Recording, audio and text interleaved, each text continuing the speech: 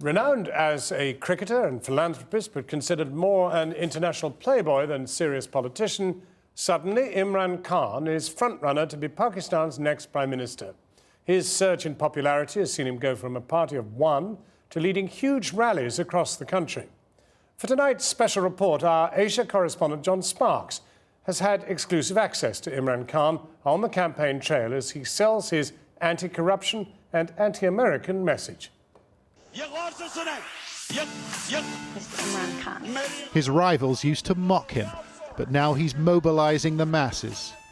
He's promised a revolution in Pakistan, a tsunami of political change. But this is a troubled nation of militant fighters and crippling corruption. Imran Khan says he's the man to save it, but what does the former playboy cricketer really stand for? The battle is who's going to take on the status quo.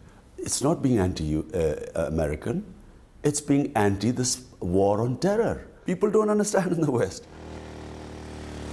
To find him, you have to drive into the hills. His Mediterranean-style villa perched high above the nation's capital, Islamabad.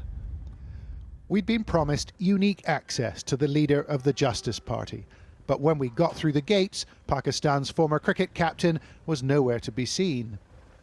We filmed the oranges picked for his breakfast and caught a glimpse as he walked the dogs, but he seemed distant. Was this the famed Lion of Lahore, or just another camera-shy celeb?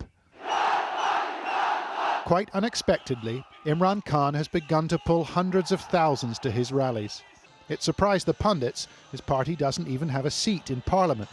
But his attacks on corrupt politicians and Pakistan's relationship with America have found a passionate and youthful audience.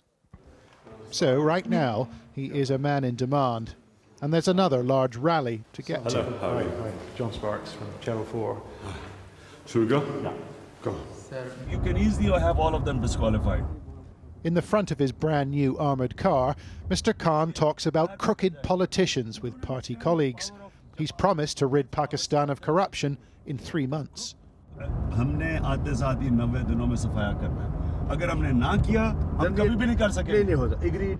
That seems an impossible task. So how would Imran Khan pull it off? For me, 21 years on the cricket field and specifically 10 years as captain gave me invaluable experience in competing and struggling.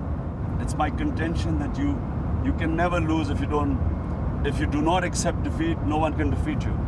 This message of invincibility seems to be working. On our way to the rally, we found hundreds of supporters blocking the way, desperate for a handshake or maybe a photo, but they wouldn't get it. Keep honking and moving. Pakistani politicians have been assassinated in crowds like this. Here, however, it was just a shower of rose petals. They were ready and waiting in Balwal, a rural town in vote-rich Punjab. The Justice Party will need them if it's to sweep into power.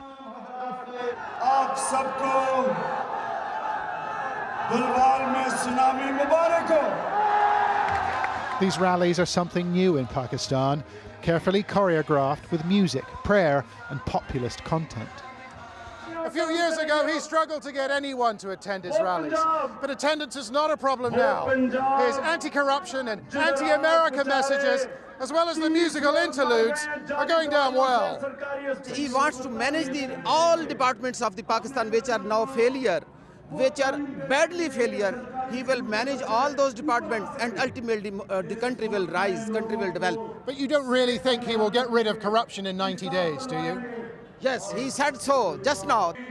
He's lived much of his life in the West, but makes frequent attacks on America. The US kills Pakistanis in drone strikes against militants, then silences the Pakistani government with aid, he says.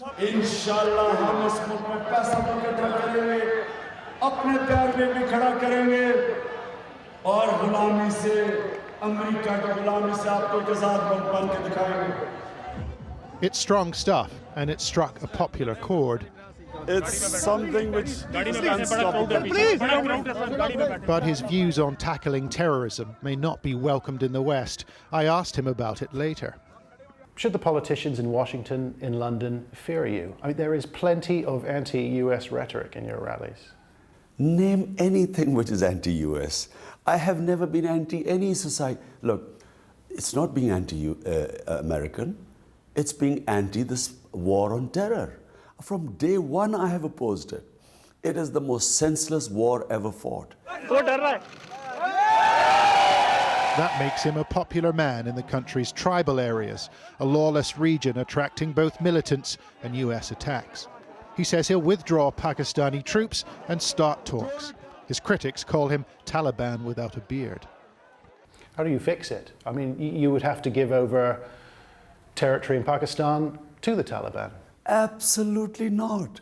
You will fix it with a political settlement, dialogue. I'll win the people over to our side.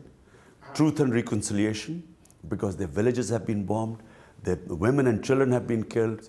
So once there's ceasefire, jihad is over, truth and reconciliation, and then I will leave it to the people of the tribal areas to deal with the militants. It's the only way to solve the problem. Bold words, but resonating widely. Like here in Karachi, Pakistan's biggest city, where we travelled to assess the popular mood. The majority of its residents are young and disillusioned with the dominant political parties. The Imran Khan advantage may just be the fact he's never been in government. I mean, there's no more hope left. We've tried everyone. We've tried every party. He's our only hope. Not everyone can stomach him. Mr. Khan, an unknown quantity, say some. He goes to America, he'll speak against the Taliban, he'll come here, he'll speak against America. I don't think he knows exactly what it is that he wants, and I don't think he's a very astute politician. Urban residents are hungry for news, and there's no shortage of networks here to provide it. Imran Khan's got plenty of airtime, and some say he's been given an easy ride. Critics alleging the country's powerful military establishment has intervened to ensure favourable coverage. The intelligence agencies of this country began to monitor the situation. Indeed, they were going to people and saying, join Imran Khan, support Imran Khan. They were telling people in the media to support Imran Khan. He's a good man. These other people are rascals. We must have a clean person, and so on. Imran Khan says it's people power pushing his party, not the military. And here in Lahore, those people include local politicians and their aides busy jumping ship. They're defectors from other parties looking for some face time. This a scramble for access and a chance perhaps to run on the Justice Party's election ticket. Everybody wants to get on the bandwagon. They want to get on the party so they can... Bandwagon, yeah, on the party. And they want a seat. Yeah, some of them, they want a seat. But I tell you, when we give tickets, they'll only give tickets to the clean, neat, clean people. The generals and politicians have promised sweeping political reform, like you have. That's been promised before, and it hasn't happened. You know, everyone promises. I mean, no one says, I'm going to crush the poor and then comes to power. Everyone says, I'm for the poor. But it's when you get there, you find out who really meant it and who just used slogans to come into power. As a cricketer and philanthropist, Imran Khan has long been Pakistan's golden boy. His ambition seems limitless, and he's promising the world. But it's a fractured nation plagued by terrorism. It's on the economic heap. And if the people of Pakistan elect him, he'll need more than star power to turn it around. John Sparks, Channel 4 News, Karachi.